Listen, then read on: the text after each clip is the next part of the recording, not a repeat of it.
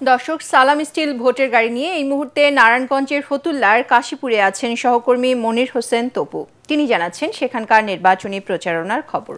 সালাম স্টিল ভোটের গাড়ি নিয়ে আমরা এখন আছি ফতুল্লা থানা নিয়ে গঠিত নারায়ণগঞ্জ 4 আসনে। এই আসনটিতে আজ সারাদিন আমরা ঘুরেছি, ভোটারদের সাথে কথা বলেছি। তারা যেটি বলছেন, শিল্পনগরী হওয়া সত্ত্বেও এই এলাকার সাধারণ মানুষরা সেই সুবিধা ভোগ করতে পারছেন না। কেননা এখানে বেশিরভাগ সড়কই সংকীর্ণ এবং অলিগলি হওয়ার কারণে তীব্র যানজট এখানে লেগেই থাকছে। একই সাথে বছরের প্রায় 3 থেকে 4 মাস এখানে জলাবদ্ধতার সমস্যা তো রয়েছে।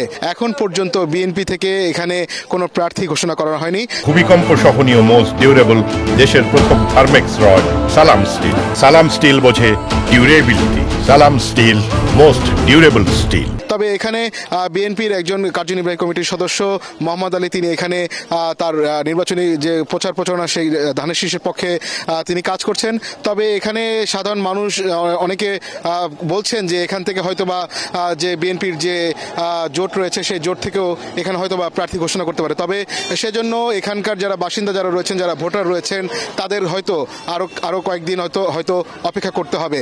তবে যেই নির্বাচিত হোক না কেন এই আসন থেকে এখানের বাসিন্দারা যেটি বলছেন যে এখানে যে উন্নয়নের ধারা এখানে থমকে রয়েছে, সেই ধারাকে তারা যাতে গতিশীল করতে পারে এরকম প্রার্থীকে তারা নির্বাচিত করতে চান। সালাম স্টিল ভোটের গাড়ি থেকে নারায়ণগঞ্জের 4 আসন থেকে এই ছিল আমার কাছে সবশেষ খবর।